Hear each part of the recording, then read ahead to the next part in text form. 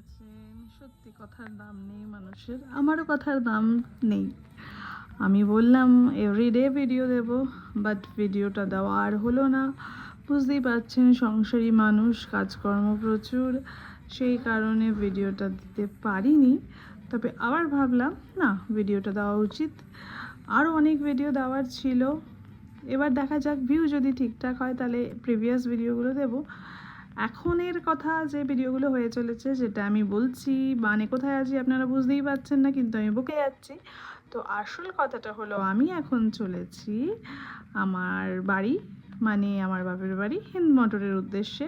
কারণ সেখান থেকে একটু দূরে কলকাতা গঙ্গানগরে আমার ছেলের একটা টুর্নামেন্ট আছে, ক্যারাটে টুর্নামেন্ট।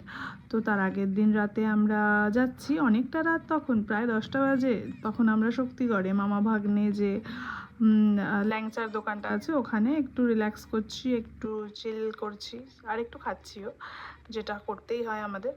তো পৌঁছতে আমাদের রাত 12টা প্রায় বেজে গেছিলো। তারপরের দিন টুর্নামেন্টে গেছিলো আমার ছেলে।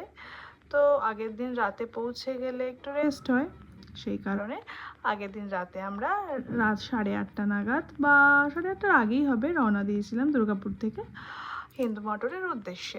নেক্সট ভিডিওতে নিয়ে আসছি বাকিটা। Tata, good night.